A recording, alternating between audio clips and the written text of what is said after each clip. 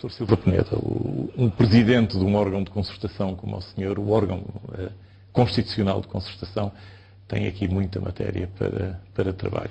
Como é que encara este desafio? O Conselho Económico e Social tem 3 tipos de funções importantes. Diria que a primeira é uma função consultiva, tem que dar pareceres obrigatórios sobre algumas questões importantes e pode pronunciar sobre a situação económica do país, pode intervir... Autonomamente, pode decidir fazer uma comunicação. Pode autonomamente também estar a lei consagrada a acompanhar as posições de Portugal junto às instâncias europeias, pode acompanhar a aplicação dos fundos estruturais dentro do nosso país, portanto, tem um campo.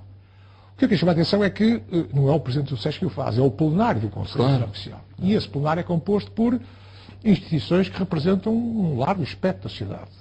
Portanto, o que significa que, quando aparece um documento aprovado pelo SES, significa que não é provável que apareça um único setor representado nesse texto. Aparece já um amplo consenso de vários setores da sociedade portuguesa, seja económicos, sociais, culturais, etc. O que significa que esta função pode ser preciosa em termos de auxílio aos órgãos de soberania, Assembleia da República e Governo. Depois tem outra função distinta, que é a concertação social. Essa função, o Presidente do SES pode participar das reuniões, é uma comissão que é presidida pelo Primeiro-Ministro, pode participar das reuniões, pode intervir, mas naturalmente não tem direito a voto. Eu já disse que faço intenções de participar nessas reuniões, no sentido, com o espírito de ser, à falta de melhor expressão, de agente facilitador. No sentido de procurar obter consensos entre as partes envolvidas. Finalmente, há uma terceira função do Conselho, que é ligada à arbitragem obrigatória quando há conflitos laborais. Dizemos que podemos comparar, corresponde mais ou menos àquilo que é as decisões de tribunais de primeira instância e tem funcionado bem, de uma forma positiva. A maior parte das decisões desses tribunais há representantes dos sindicatos, há representantes das entidades empregadoras e um juiz-presidente têm sido normalmente aprovadas por unanimidade. Estas são as funções importantes, os 3 grandes tipos de funções do Conselho. Perante os problemas que o país tem neste momento, eu julgo que precisamos realmente de uma cultura de compromisso. Porque os problemas são tão graves que não podemos pensar que um único agente, por mais poderoso que seja, ou uma instituição, pode resolver esses problemas. Eu julgo que temos que encarar de frente esses problemas e tentar ver como é que os 3 fatores decisivos, trabalho, capital e inovação... Sim. A sua escolha em si é a concertação política e é um raro exemplo de entendimento entre PS e PSD, uma vez que o senhor foi proposto pelos 2 partidos. É verdade. Sem oposição de ninguém. Portanto, tem a bênção dos 2 maiores partidos na Assembleia. É uma responsabilidade também. Sim, mas é uma independência também, não é? Não, eu claramente fui eleito pelos deputados. A lei obriga que haja uma maioria de 2/3 para eleger o presidente desta instituição. Eu tive essa maioria, foi ultrapassada, mas claramente é uma responsabilidade acrescida, porque sei que o SES, o Conselho Económico e Social, é meu dever agora, junto dos diversos parceiros que estão no SES, fazer com que o SES execute o seu trabalho. E o trabalho do SES tem que ser avaliado pelos graus de compromissos que consegue obter e o que é que se consegue gerar. Num mandato assim tão lato, a missão do SES é de facto muito aberta e abrange praticamente tudo o que se queira da vida nacional, desde a parte económica ao social. Um caso como este do BPP, é uma zona que o senhor vê seu plenário a debruçar-se e a intervir? Não vejo. São casos específicos. Enfim, demais? Depende. O plenário pode, todos os agentes podem pedir agendar e que se o assunto. É preciso que o plenário aprove essa agenda. Mas o que o SES deve ser reservada, não uma atuação sobre assuntos específicos, mas situações sobre aspectos de caráter mais geral. E, portanto, se os agentes do SES, que estão lá representados, querem abordar um assunto específico, é evidente que o SES é soberano para poder decidir esse plenário, mas não julgo que seja essa a vocação do Conselho Económico e Social. Uma recomendação neste sentido? A banca está com má imagem. Vamos lá ver. O SES nada o impede de fazer uma recomendação às vários órgãos de soberania, nomeadamente à Assembleia da República, no sentido... Fala-se em regulação eficaz, os casos do BPN, do VPT. Tudo aquilo que se discutiu a nível europeu depois da crise financeira que tivemos e não só, nós tínhamos questões endémicas nossas que são nada impede ao SES, alheias à crise, nada impede ao SES de poder fazer recomendações sobre esse tipo de assuntos. terá que preparar o plenário do Conselho e terá que ter um voto favorável do plenário do Conselho, primeiro, incluir isso na agenda, e segundo, fazer a votação para que seja apresentado à Assembleia da República, mas nada da lei impede que isso possa ser feito. O Presidente via utilidade em abordar o que seria também uma partida... Este Presidente do SES ainda não falou com todos os parceiros sociais. E eu gostaria de ter uma conversa séria com cada um deles. Sindicatos, entidades são sindicatos, patronais? entidades patronais, são organizações ligadas à sociedade civil, como as instituições particulares da sociedade social, as misericórdias. Tem várias entidades também ligadas à... São as forças vivas. São as forças vivas da sociedade portuguesa, estão lá todas representadas. Mas esse é um órgão de imenso poder e poderia ter, de facto, numa altura em que o senhor seguiu este noticiário... Não de poder executivo. Não de poder executivo, mas se calhar nós temos... De intervenção é o que temos necessidade neste momento.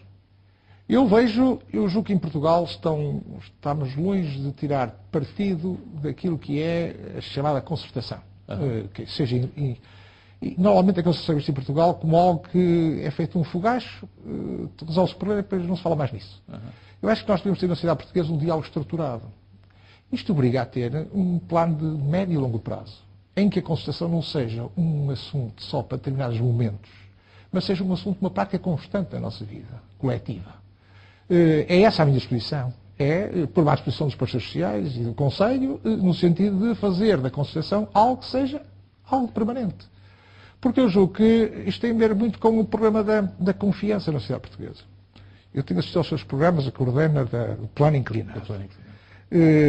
E dou-lhes parabéns pela forma como diz o plano e pelas pessoas que obrigam a sociedade a pensar. O contributo é das pessoas que participam. E perante os problemas que se põem nesses programas, houve um que eu assisti em que havia uma espécie de fatalismo. E agora? Os diagnósticos estão todos feitos. E o que é que se faz a seguir? Eu julgo que a sociedade portuguesa vive um problema de confiança.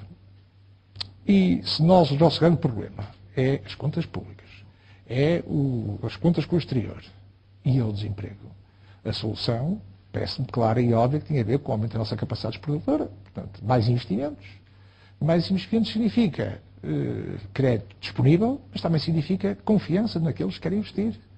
O emprego cria-se nas empresas e, portanto, é preciso gente empreendedora para poder realizar essas coisas. Ora, eu creio que uma sociedade onde a conflitualidade é permanente não é uma sociedade onde se possa criar um espírito, um bom ambiente para o investimento. E, portanto, se a sociedade como um todo conseguir convergir em torno de objetivos claros, simples e quantificados.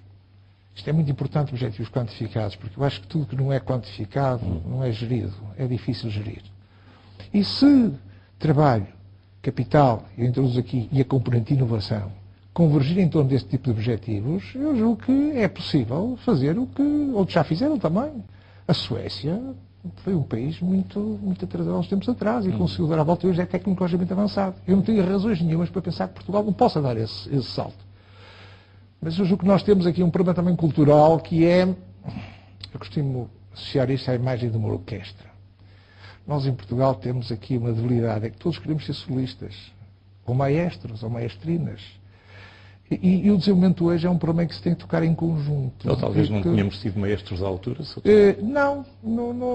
Eu acho que é um problema mais de componente. É preciso, com certeza, que em cada área, em cada setor, haja os seus maestros. Mas, como um todo, eu tenho a impressão que estamos numa fase em que esta cultura de compromisso, quanto mais cultura de compromisso existir na sociedade, eu julgo que mais confiança haverá. Reparo que hoje as pessoas... Sou do Norte e perto do Norte sente-se problemas muito agudos em termos de tecido social. As pessoas têm, está diagnosticado, baixos salários, associado à baixa formação profissional, tudo isso é conhecido. É muito difícil pedir a essas pessoas que sejam flexíveis, porque as pessoas quando têm medo são rígidas. Quando a pessoa é qualificada, sabe que se o emprego estiver ameaçado, tem confiança, autoconfiança, que amanhã ou depois vai encontrar. Se eu reparo que hoje já não vemos nas ruas pessoas a pedir mais direitos ou mais regalias. As pessoas querem manter o status quo, querem manter aquilo que têm. E mesmo assim sentem que há dificuldade. Portanto, não tínhamos as mesmas palavras. Há hoje setores da sociedade portuguesa que têm medo. Medo de amanhã. Ora, isto gera um clima de desconfiança, que é natural. E, portanto, quando se pede, muitas vezes fala-se em flexi-segurança, que é um conceito muito atrativo em termos europeus, eu julgo que isso se aplica muito bem a quadros com determinado nível. Cá para baixo é muito difícil pedir às pessoas que sejam... Eu tenho que lhe pôr isto neste registro. As pessoas que puseram dinheiro no BPP e que perderam o dinheiro e de repente vão lá buscá-lo com vigor e com a intensidade que gente que perdeu dinheiro